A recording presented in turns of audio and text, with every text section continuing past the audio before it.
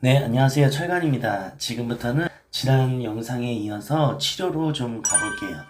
소화성 궤양은 완치는 돼요. 그렇지만 생활 습관을 바꾸지 않는 한 오랫동안 방치되면 난치병이라고 하는 게 맞는 것 같아요.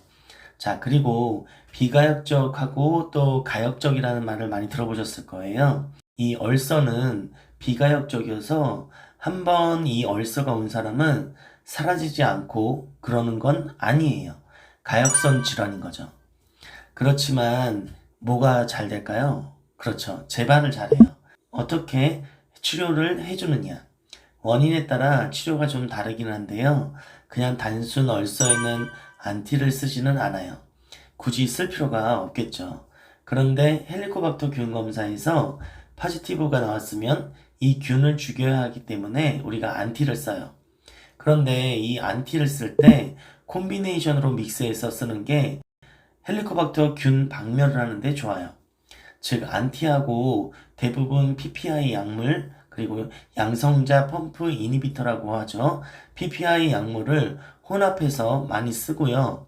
그 외에는 산 때문에 문제가 많은 경우가 많으니까 위의 분비라든가 위산 중화, 위점막을 보호해주는 것들, 선생님들이 쭉 짜서 먹는 그런 약들 있잖아요.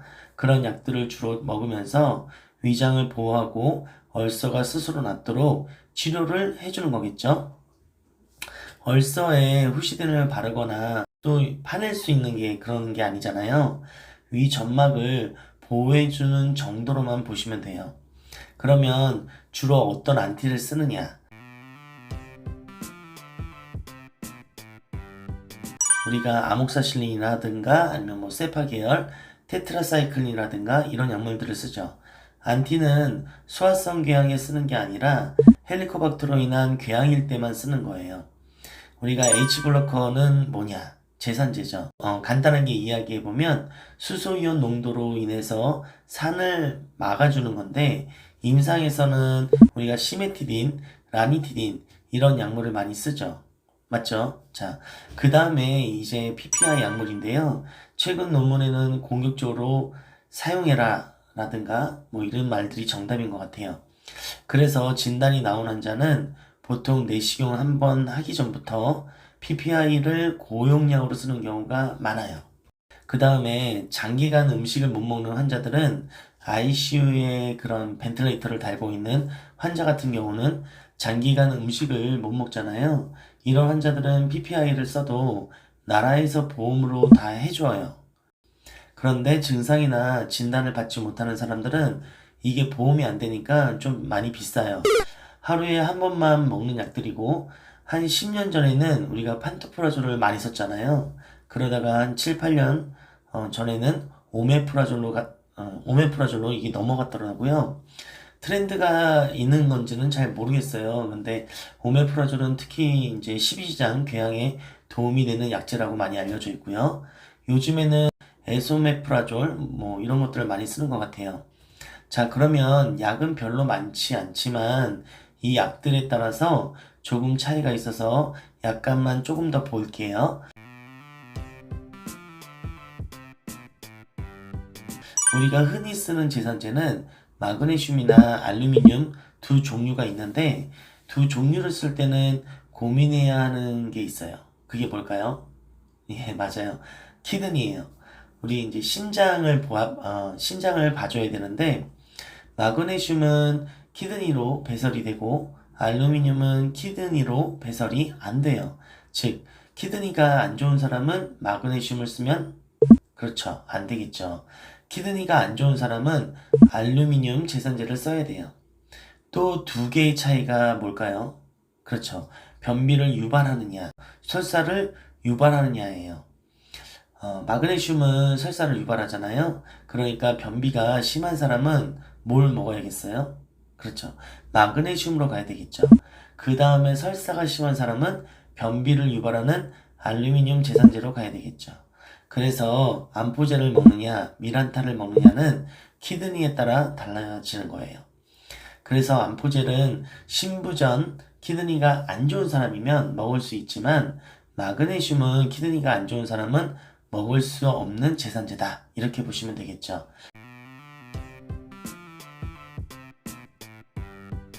그 다음에 위산 분비를 억제하는 H2 기량제는 우리가 시메티딘, 라니티딘, 그리고 파모티딘 이런 약들이 있어요. 라니티딘들은 뭐 잘 아시다시피 몇 년 전에 이 발암물질 사태 때문에 굉장히 크게 이슈화 됐었고 지금은 안 쓰고 있는 약이죠. 이 라니티딘에 대한 내용들은 많은 유튜브 의사분들이 올린 걸로 알고 있어요. 당시에 많이 화제가 돼가지고 그거를 한번 참고해 보시면 좋을 것 같고 자 그럼 약으로 다시 돌아와서 파모 같은 약은 좀 비싸요. 그래서 다른 약물이 부작용이 있을 때 사용을 하죠. 주로 시메티딘을 많이 쓰는데 시메티딘 같은 경우도 키드니가 안 좋으면 잘 안 써요. 그러면 키드니가 안 좋은 사람이 쓸 수 있는 약이 뭐냐? 약물에 거의 부작용이 없는 라니티딘 그리고 큐란 많이 들어보셨죠? 이런 약물을 쓰잖아요. 부작용은 거의 없어요. 그렇지만 약물의 작용의 효과가 좀 짧고 높지는 않겠죠. 그 다음에 PPI 계열 약물은 오메프라졸이 있죠. 이 오메프라졸은 십이지장 궤양에 효과적이고 위산 관련된 보호에는 아주 탁월한 게 PPI 약물이고요. 그 외에 점막보호제 뭐 이런 약들을 썼죠. 그래서 사실 궤양에 쓰는 약물은 많지 않다 이렇게 보시면 돼요. 이렇게 약으로 치료를 했는데 치료가 안 돼요. 그러면 어쩔 수 없이 외과적인 치료를 해야 하는데 모두한테 외과적인 치료는 안 되고요. 외과적인 치료의 인디케이션을 보시면 위에 산분비 능력을 감소시키는 게 정말 필요하거나 또는 이 얼서가 악성으로 갈 가능성이 있다거나 또는 소화성 궤양 질환의 합병증으로 외과적 응급상태, 즉 퍼포레이션이 되었거나 아무리 약을 써도 궤양이 좋아지지 않는 경우 궤양의 근본적인 원인을 제거할 목적으로 오피를 하죠. 즉 수술을 하지 그 외에는 수술을 적극적으로 권하지는 않아요.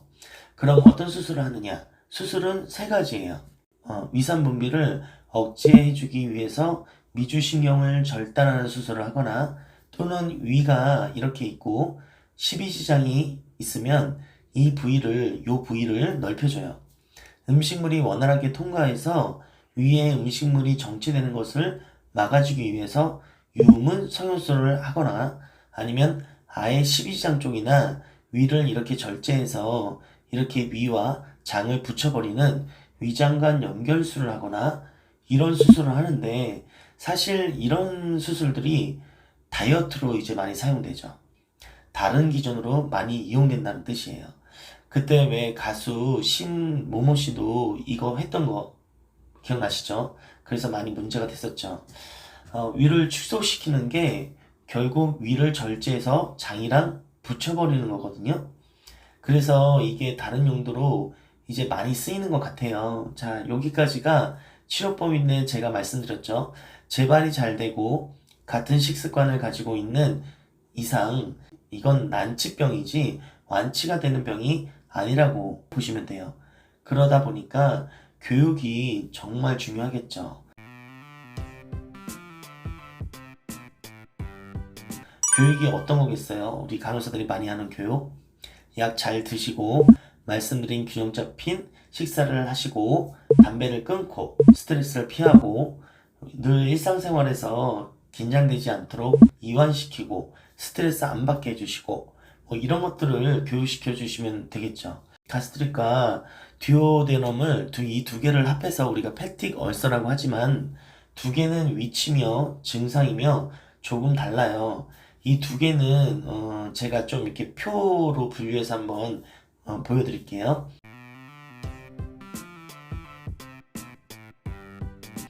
자, 위궤양과 십이지장궤양이 이렇게 있어요. 위궤양은 부위가 넓다 보니까 이런 식으로 생기고 십이지장궤양은 안쪽으로 파고드는 침투성이에요. 해부학적 위치는 위는 이쪽 바닥 쪽에 넓은 쪽에 생기고 십이지장은 초입부에 생긴다. 이렇게 보시면 되겠죠. 위궤양은 위액의 분비가 감소해요. 소화가 잘 안 돼요. 밥을 먹고 나서 배가 아픈 식후 통증을 유발하고요. 십이지장 궤양은 위액 분비가 증가돼요. 위산이 많아요. 그래서 음식이 들어있지 않은 공복 시에 한밤중에 통증이 많이 유발되죠. 십이지장 궤양은 좀 젊은 남성들한테 많이 있어요. 아까 십이지장 궤양이 있고 위궤양이 있다고 그랬죠. 재발률은 둘 다 높고 합병증은 둘 다 출혈, 천공, 폐쇄 이런 것들이 있기 때문에 두 개를 조금 비교해서 보시면 돼요. 그 외에 임상 증상이나 치료 방법은 비슷하다라고 보시면 되고요. 정리를 해보면 펩티걸서는 스토먹이나 듀오데넘 쪽에 있는 욕창이다 이렇게 보시면 될 것 같아요. 큰 원인은 헬리코박터균이고 또 다른 큰 원인은 엔세이드 약물이다. 이미 한번 언급해드렸죠. 그래서 엔세이드 약물 같은 경우에는 뭐 아세트 아미노펜으로 전환해서 먹는 경우도 있고요. 이렇게 보시면 될 거예요. 그리고 스파이시 푸드나 매운 음식, 뭐 스트레스는 원인이다 아니다 뭐 이렇게 많이 얘기들을 하지만 리스크 팩터는 된다라고 보시면 되고요. 헬리코박터균은 사람과 사람을 통해서 우리가 트랜스미션 되잖아요. 전염이 되기 때문에 음식물, 같은 국물을 먹는다거나 뭐 밥을 먹다가 튄다거나 이렇게 뭐 보미팅을 한다거나 뭐 이런 식으로 해서 이런 다른 사람의 음식물이 나한테 전달이 되는 이런 일들이 되지 않도록 좀 조심하셔야겠죠. 그래서 우리가 항상 강조하는 게 뭐예요? 식사 전에 손 씻고 이런 것들을 강조를 하잖아요. 그럼에도 불구하고 헬리코박터에서 우리가 위궤양이 발생했을 때 치료를 할 때는 우리가 항생제랑 PPI를 같이 공격적으로 쓰는 게 가장 효과적인 치료가 될 수 있다. 이렇게 보시면 될 것 같아요. 자, 여기까지가 총론이에요. 그래서 소화기와 관련된 간호와 술기는 또 준비해서 차차 올리도록 할게요. 네, 전체적인 걸 한번 윤곽을 잡는다고 했는데 도움이 되셨는지 모르겠네요. 한번 이렇게 쭉 시간 날 때마다 돌려보시는 것도 도움이 되실 거란 생각이 듭니다. 시청해주셔서 감사합니다. 다음 영상에서 또 인사드릴게요.